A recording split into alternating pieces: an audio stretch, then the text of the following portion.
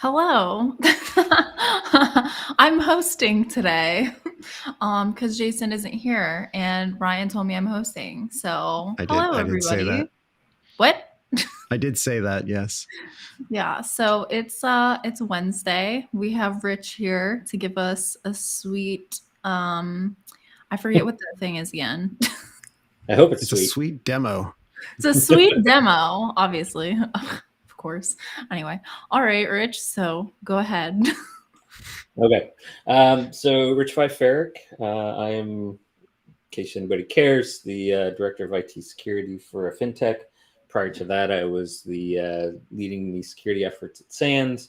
And at SANS, you're sort of forced to learn how to, to be a teacher. So so I sort of continued that when I moved on, and they were nice enough to let me take over and present some stuff. So one of the things that is a critical portion of kind of the Infosec detection and response piece is being able to aggregate all those logs into a useful SIM.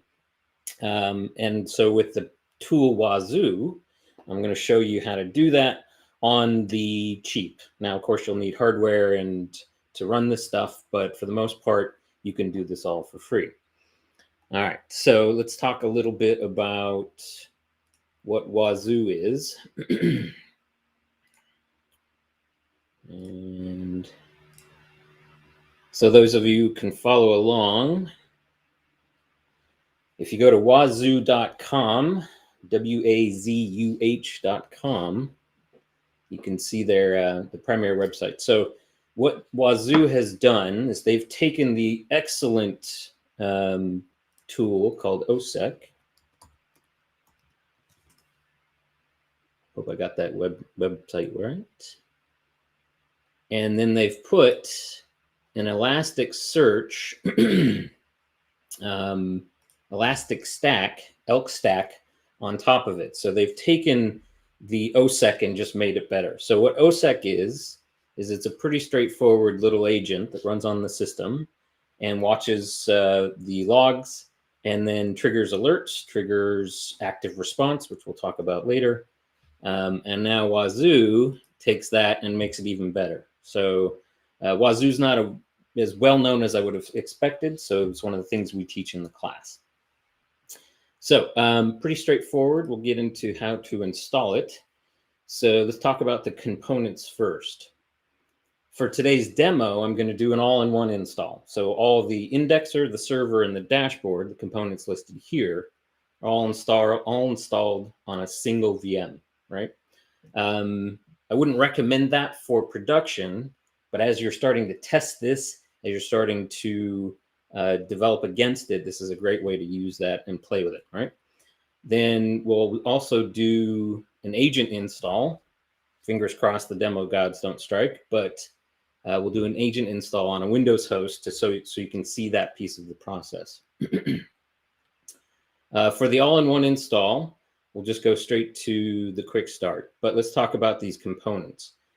Because it is the ELK stack, so Elasticsearch, Logstash or FileBeats, and Kibana, in a large deployment, you're going to want to have those separated out. And there's going to be a lot of effort put into designing an Elasticsearch cluster if you've got a large install with a lot of agents.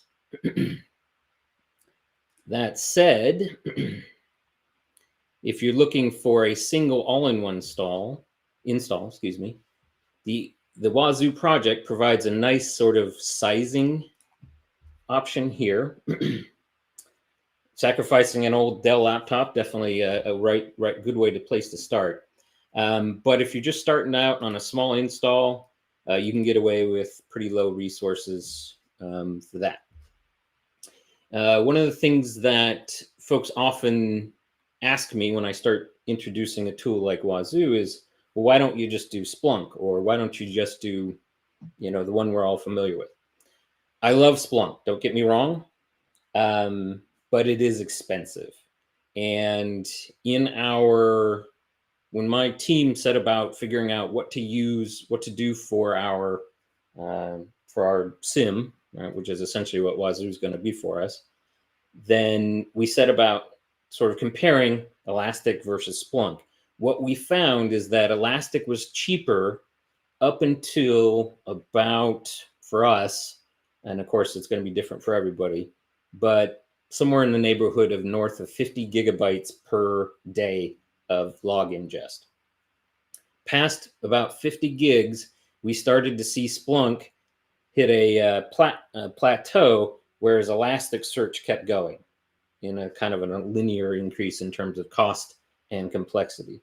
So for us, we went with Splunk.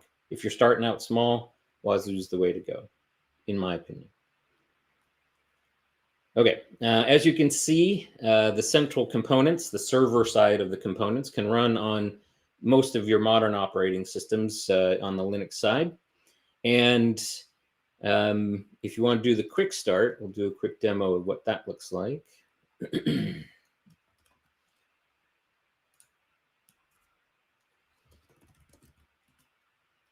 Hopefully I remember the password. Hey, I did. And when you see something like this, where it just says, hey, copy paste into a terminal window, what do? You do it without question, right? We're in security. There's no way we could be hacked. Of course, I'm being facetious. You're going to want to download this script and make sure that it is not doing anything nefarious. That's a best practice. But because this is a throwaway VM, I'm not too concerned. So we're going to do it for the demo, and I've gone through it, and it looks pretty solid. So, of course, curl. All right. Curl, demo god struck, of course. This is what I get for reverting the snapshot. Okay, and it's pretty straightforward. Now it's complaining that I don't have enough recommended hardware. I had to lower the hardware for this particular VM to support the webcast we're doing here, but essentially you just run that script and you let it run for a good half an hour. I've already set it up on a separate system, so we'll switch over to that one.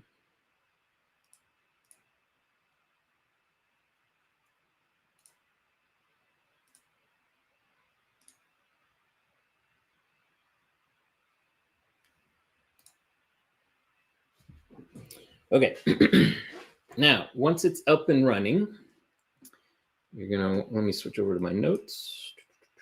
There we go.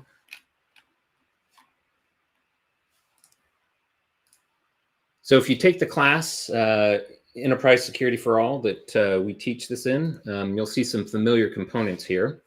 We teach part of this in there, but for the starters, thank you for that. Well-timed promo.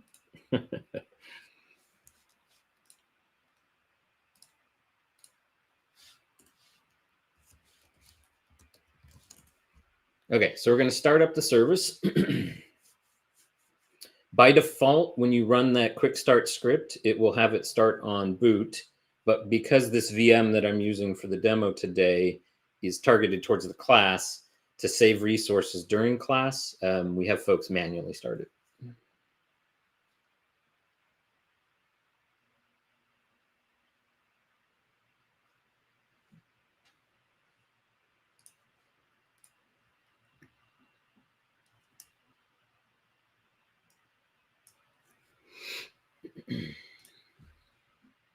Okay, now that it's up and running, again, security folks, when you ever see this, obviously just click go. Hide your eyes and click go.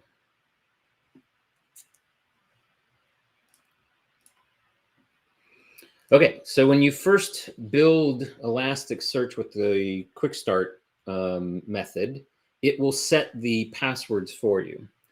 For the VM, however, I force everyone to change those passwords. So let's go ahead and do that. Thankfully, Wazuh has a nice built-in tool that allows you to reset those passwords if you ever forget them. I highly recommend that you copy those passwords into a password manager, such as KeePass, 1Password, LastPass. The options are pretty numerous.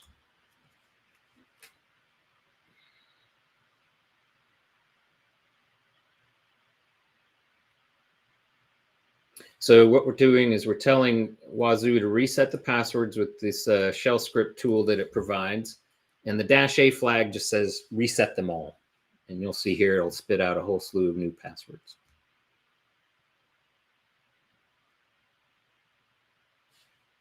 All right, there we have it.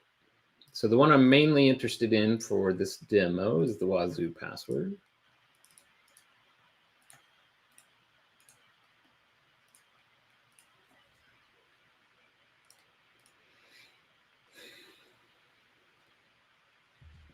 Okay, it's launching the Wazuh app. Check marks is good.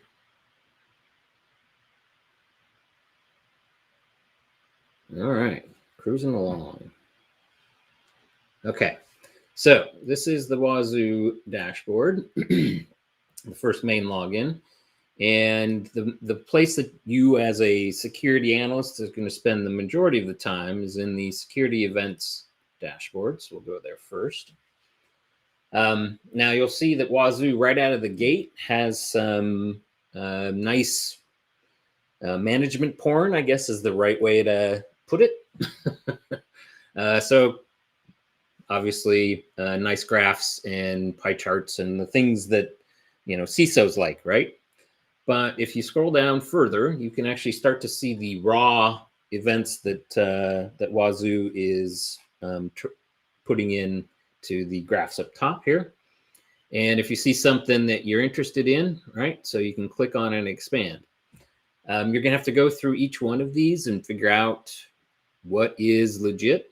Like right out of the gate, this one looks concerning to me, so I would go dig in on this one here.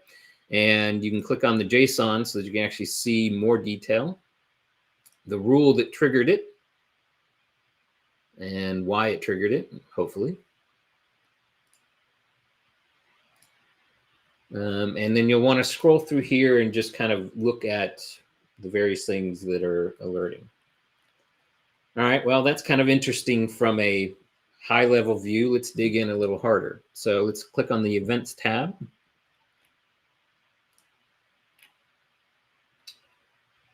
And we see the same events, but when we expand them, we get a lot more detail and in a nicer format, right? So in this case, it's telling me there might be a possible hidden process from indicating a potential kernel level rootkit. In this case, it's likely a false positive. The system's been built from scratch, so it's unlikely it's been compromised, but you'd want to dig in, right? You can see here any sudos that I've ran when I logged in, right? And the various other rules that trigger. Okay, so you're probably wondering what rules do I have access to? Well, it's actually rather significant. So you want to look at the, go to the rules. You want to go to the management, administration, and then the rules button. And as you can see, at about 15 rows per page, 210 pages, we're looking at about 3,000 rules that is pre-populated by Wazuh, right? And it's a combination of all of the OSSEC rules that come by default, but it also is rules that Wazuh has added themselves. So it's actually quite extensive. If you are interested in a specific category, you can search for things like SSH and see all the rules that apply to SSH. And then the rules file, if you were to go and inspect them individually, right? If you're interested in that rules file, just click on it. And you can see the low-level config syntax here. And it's actually pretty straightforward, right? Pretty easy to understand and follow. And later on, we'll show you how to edit and make some custom ones. Okay.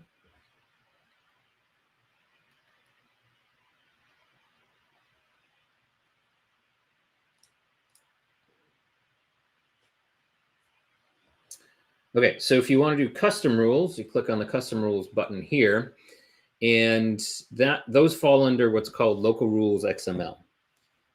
In this case, they've pre-populated an example rule just an authentication failed from a specific IP rather than generic IP. And you can look at and see what that looks like by digging in on the local rules. Okay, well, so this is all well and done. However, right now, this Wazuh installation is only monitoring the server setup. If I've done my job right, then this server is not seeing a lot of attacks. It's isolated behind firewalls, proxies. It only checks into known good sources, et cetera, et cetera. You aren't browsing the internet from this website. So in general, this server shouldn't see a lot of attacks, right? Okay, so what are we worried about?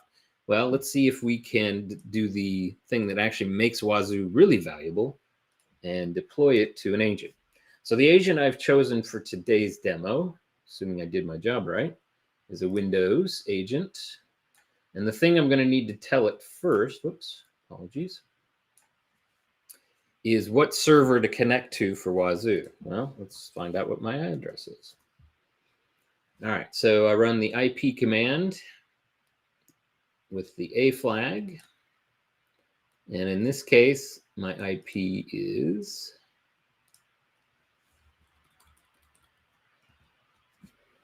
10.211.55.11. And for the purposes of the demo, we're just going to assign it to the default group. You can maintain multiple groups. You can have a Windows group, a Linux group. You can have a super secret server network group and a public internet-facing group where you can apply certain rules and apply certain levels of thresholds for how you trigger. And the slick thing is that, particularly with Windows, it gives you exactly the PowerShell invocation to set up the agent. So we're going to copy that command, and then we're going to switch VMs. Maybe.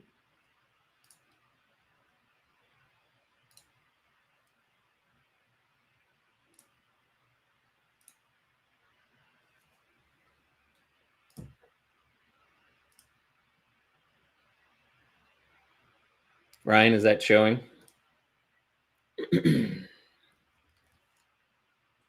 I don't see it, but I'm not sure if you put it up yet. It says it's sharing here. Let me try resharing it. No, it's probably sharing. Ryan just has to put it on the screen. Okay.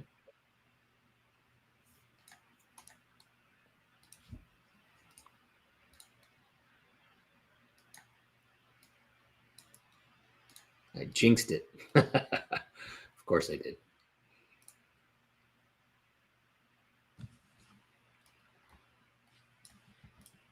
Come on, computer, you can do it. So I've learned that you have to like talk nice to it. Everybody says, no, no, no, no. Be nice, be mean to your computer. No, I've learned just be nice to it. All right, there we go. Let's see. It's just a black screen right now. Yeah, okay. Now it's starting to behave again. Hold on a second. Okay, share. Maybe.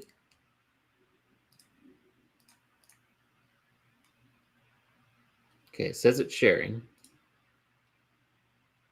There it is. Okay. So we're going to copy that command, and then we're going to stick this into PowerShell. Now, this is something that a lot of folks will forget. I've done it myself, so nothing I haven't done. But you want to launch this as admin. So when you click Start and type in PowerShell, you want to right-click, Run as admin, right? And then it'll give you the UAC prompt. Hit yes, because of course you always hit yes. And then if I've done my job right, paste works. Okay, now I run that command.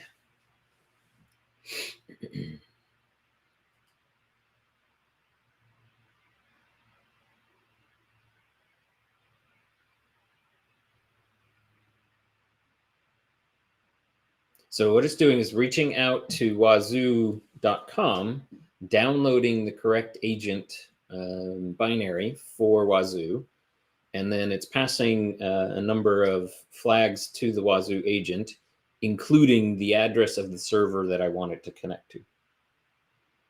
Okay, saw some pop-ups.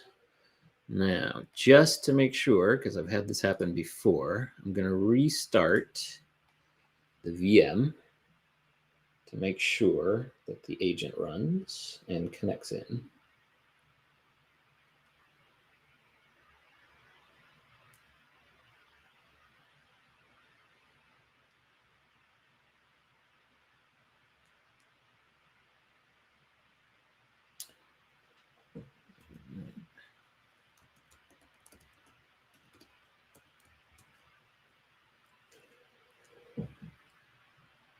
All right, now I did my job right. Aha! Now, when you go back to the agent page, okay, let's stop sharing and switch back over.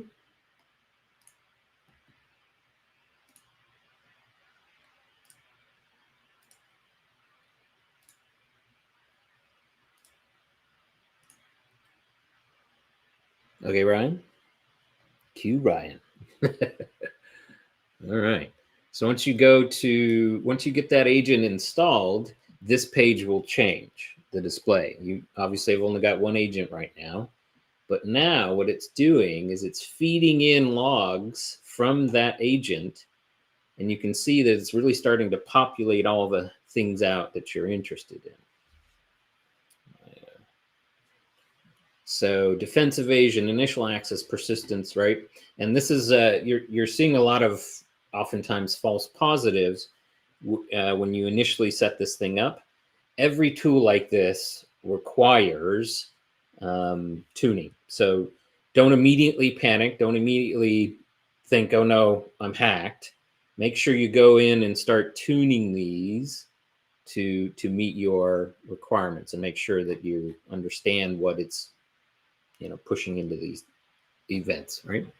But as you can see, the agent is really where this thing starts to take off and be really truly valuable, is that you're now feeding in data from all of the systems throughout your network. The systems it supports is pretty extensive, and it does also support the ability to have just standard logs forwarded into OSSEC and then turned into via syslog, via Windows Event Manager, etc., and can then turn those into Wazuh alerts as well. You'll lose some of the active response capabilities there, but it definitely is still valuable to have those input. Okay, so that's how you do an agent. Now for the next piece. Make sure I'm checking the notes here. Let's show you what active response looks like. All right, we're gonna. Okay, so what we're gonna do is we're going to attack. Free up some resources here. We're gonna simulate an attack, a brute force SSH in our case, and show you what that looks like.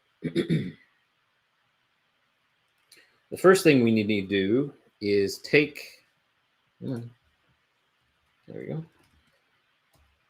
We're going to take the John the Ripper password list, and we're going to turn it into a password list that the tool Hydra, THC Hydra, can turn to use cleanly. Okay. All right, so what I'm doing here, let me zoom in a bit. I'm just removing all the lines that start with comment, the hash sign, hashtag for younger generations, and writing that out to a different password list that I'll use for Hydra. And then we're going to take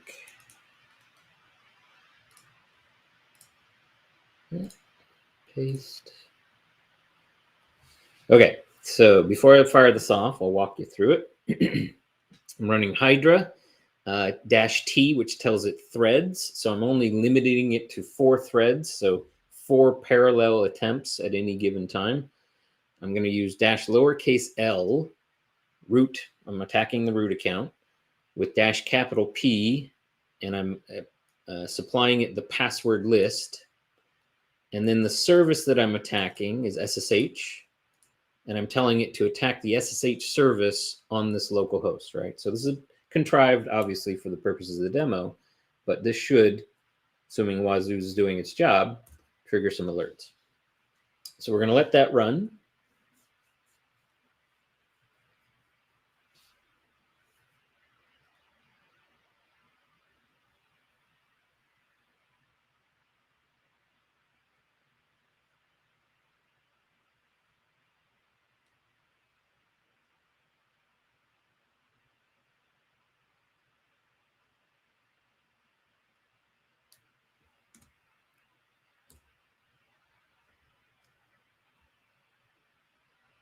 All right, that should be enough. Here's hoping. All right, so we're going to walk back to Wazuh. We're going to head over to security events.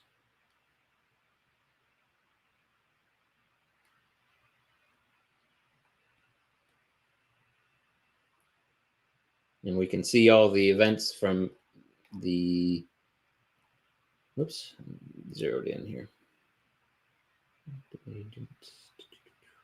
Just want security events. I don't want, there we go. Okay, so you can see it's starting to trigger alerts for the SSH. User missed the password more than one time. And for the purposes of the active response, I'm actually interested in this one. So I've got this set as a threshold. So SSH alerts me, hey, this has attempted a false, brute force to tried to brute force a password multiple times, and it's hit a maximum, right? So rather than have it just trigger once, because let's be honest, people mistype passwords all the time, we're going to have it trigger on a threshold. And so we're going to trigger on this particular rule ID, right?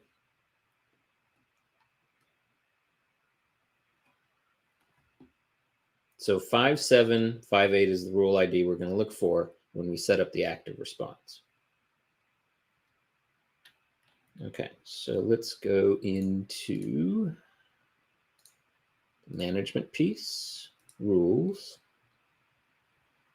Oops, management, configuration. And then edit configuration. Now, the first thing we're going to do, by default, Wazuh will ignore allow list. They use the term whitelist. I prefer allow list. They ignore any attacks from localhost. So for the purpose of the demo, we're going to turn that off. So that's the first thing we're going to do.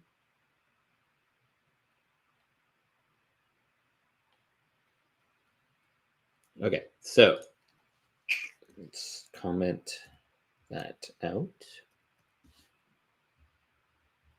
So this is the ignore. And as you can see, the syntax is pretty straightforward. Then we click, let's make sure I got the right one. Okay, now we're going to scroll down further and add the active response. So it's got an example here, but rather than risk typos, I'm going to copy paste this one.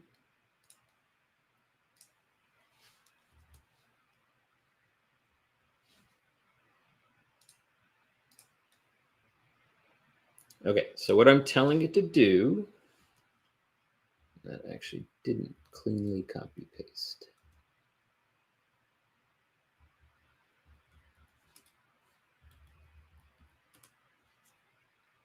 So I'm telling it to issue the host deny command, which is defined earlier in the, when the location is local, the rule ID that triggers this is 5758, the one we defined earlier or triggered on earlier.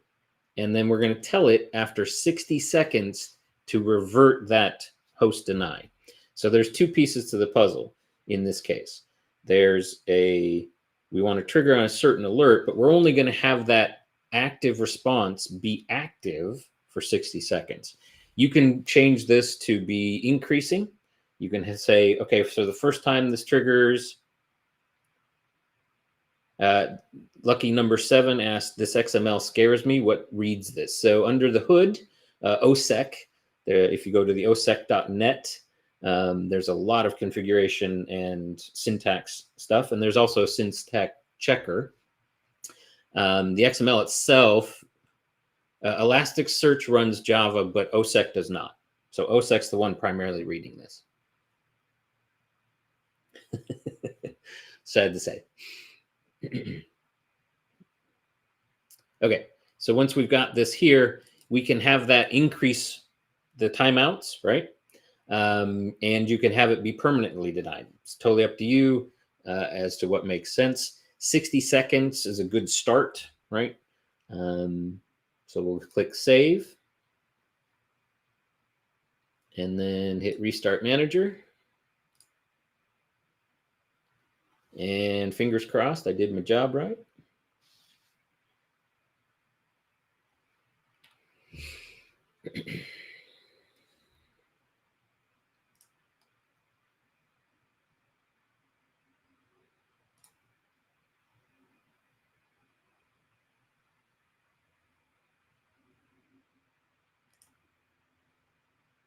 All right, it restarted fine.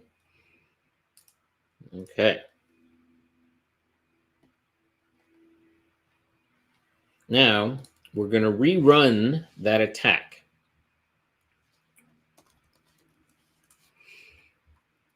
And this time, it should trigger an active response once it hits a certain threshold of failed logins.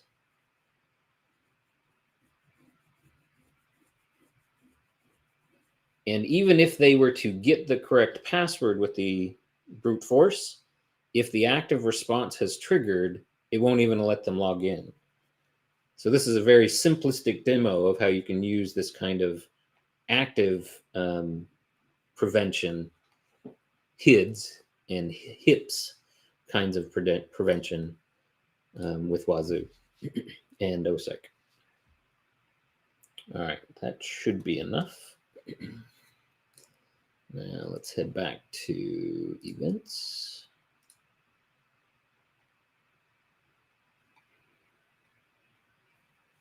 And there it is, host blocked by host deny active response. So now Wazuh sent a response to the agent running locally on this system and said, hey, don't let this succeed, log in, even if it succeeds with the correct password, right? Because it showed some other suspicious behavior. And then if we wait long enough and refresh this screen, you'll get another log entry that will say, hey, I've removed that block from host deny. So it is that IP is no longer in the host deny. And maybe if I talk long enough, there it is. Host unblocked by host deny, right? So that's a pretty powerful feature. And you can really start to see how this will play out in the real world, right? So one of the fun stories, lessons learned from this type of thing is make sure everyone on your team understands how active response works. So John Strand, when I was working at SANS, was teaching a class, and I had sent a new security engineer that I had just recently hired to John's class. And I was pretty confident I had told the security engineer about some of the active response stuff that we do. But John mentioned it in class, and there were on the website, I'm not going to give you the URLs. I don't know if they still exist, actually. There were a few what we call honeypot URLs that we had put up on the website, and they were not linked anywhere. So no Google search engine, Bing, Yahoo, what have you, would pick up on this URL. It was purely hidden in one specific spot that an attacker might go, right? And if you hit that URL, instant block of your IP. John mentioned this in class, and he gave the class the URL, which I didn't realize he was being that specific about it. I thought he was just using the example. And sure enough, my security engineer, without even thinking about it, went to the URL he was like, wow, that's cool. Let me go see. And he blocked the IP address of the conference that he was sitting at. So for, I don't know, half an hour or so, the folks are calling me screaming bloody murder because nobody from the conference can access the sans.org website, which obviously is not a good thing. So be careful. Okay, so that finishes up the demo. Let me kill the screen sharing. There are a couple questions. Yeah, I've been seeing them, so I was going to walk through them. Oh, Let me sweet. switch over here. All right, so let's see. Do the Wazuh agents authenticate against the receiving system? So lucky number 7 asked this question. I believe what is there a communication between the Wazuh agents and the receiving system? And the answer is yes and no, right? They use SSL for the communication piece of the puzzle. However, the way Wazuh works is that if you provide the right information to the Wazuh agent, it will auto-connect. You can set it up to have a more manual process such that you validate in bidirectional using SSL certs and whatnot, that in particular, as it relates to the active response, that the active response is coming from the correct server. Would be cool to configure with MTLS. Correct. Yeah, that would be pretty slick. I haven't looked into that actually. Did we answer the question from NC Cyber Threat Hunter? Yeah, I was just headed to that one. Oh, okay, cool. Thank you. Can Wazuh server be configured to ingest sysmon logs, or can they only be brought in via the Wazuh agent? That's a good question. You know, I've never dug into just how to get sysmon into Wazuh. I'll have to dig in on that one. Let's see. Scrolling down. All right. Do we have any other questions, guys?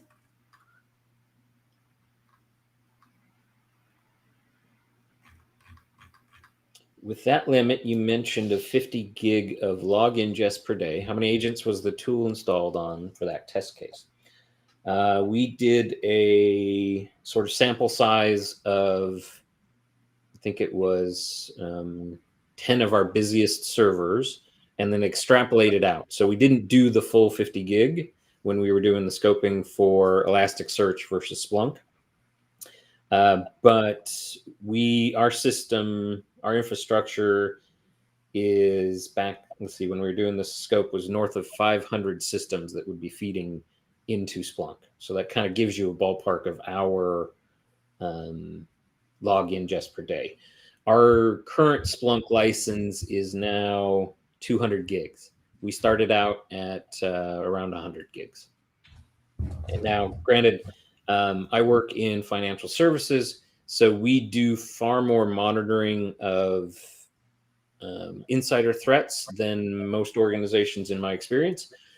Primarily, most organizations are focused on the external threat, which obviously we are as well. But because of the industry that I work in right now, insider threat is treated actually as more important than the external threat. So we ingest quite a bit more logs there. Is Wazuh similar to Nessus? So Nessus does vulnerability scanning. Now there is some level of vulnerability scanning with Wazuh, so there will be some complementary capabilities and features. However, they do it in a very different way. for example, one of the alerts that you might see pop up under Wazuh is this system is out of compliance because it lists a specific compliance thing like PCI or CIS control, right? It'll say, hey, this system's out of compliance with this particular control because it hasn't installed the latest packages, right? It hasn't been on Ubuntu apt-get update, right? Or yum update on RPM, right? RPM-based systems. So it'll flag that as a violation of compliance, out of compliance. It won't specifically say, hey, Nessus, like Nessus will, hey, sir, your system is vulnerable to this particular attack. So that's the fundamental difference there. Awesome. I don't know if we have any other questions. Last chance in the chat to get some questions. Counting down. And if you guys aren't already following us on Twitch, check us out there. Give us a follow. But let's see. I don't think we have any more. We dropped the class in the chat also. So if anybody's interested in heading over to the Antisyphon website and checking out the class, I think, is there an on-demand version of the class or is it just live training? We are in the process of getting the first full on-demand pushed out. Awesome. We have a couple classes that have been recorded, and John Bevers is working on making that happen. So it's cool. Soon is the right answer, I guess. The short answer. Lucky Right. number 7 asked, "Are you dependent on Kibana for Wazuh?" Yes, currently you are dependent on Kibana. Sweet. Awesome. Well, I think we can wrap it up here if we don't have any other questions. Thanks, Rich, for coming on the channel today to give us this awesome demo. Hopefully everyone here was able to learn something and take something from that. Hope now so. I'm gonna be Jason and tell Ryan to kill it. Kill the stream, Ryan. Hopefully Jason will be back.